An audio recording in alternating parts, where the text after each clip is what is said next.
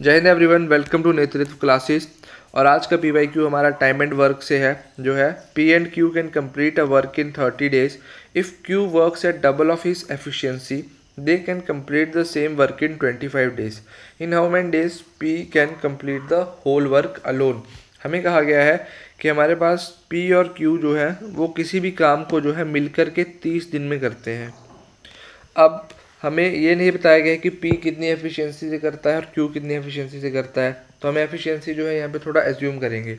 हमें कहा गया कि अगर Q अपनी एफिशिएंसी को डबल कर लेगा तो वो सेम काम को 25 दिन में करेंगे। यानी Q ने जब अपनी एफिशिएंसी इंटू 2 टाइम्स कर दी, पहले से ज़्यादा बढ़ा दी, डबल कर दी, तो अब उनको 5 दिन कम लग रहे हैं। तो हम मान लेते हैं कि P की एफिशिएंसी क्या है। हमने एज्यूम कर लिया यहाँ पे कि जो हमारा P है, P की एफिशिएंसी हमने P मान ली और Q की एफिशिएंसी हमने मान ली Q।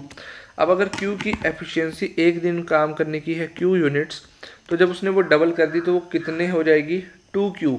या फिर सिंपली समझिए, अगर हम किसी अपना काम करने की कैपेबिलिटी को डबल कर दें तो हम 2 इंसान जितना काम कर सकते हैं। Q पहले 1 Q के जितना काम कर रहा था, अब उसने डबल कर दिया, अब तो वो एक ही दिन में 2 Q के बराबर काम कर सकता है।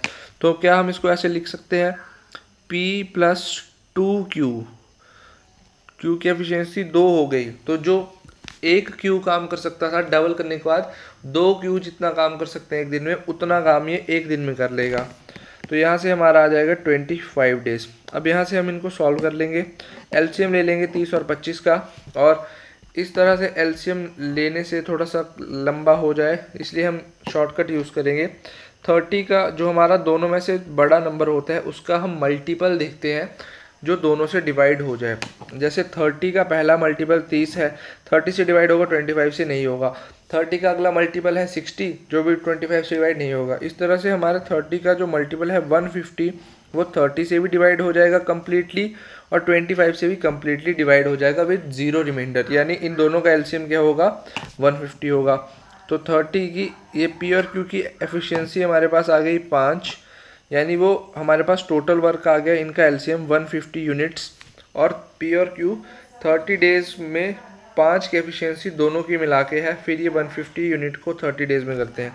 और इधर इनकी एफिशिएंसी P और 2Q की आ जाएगी 6।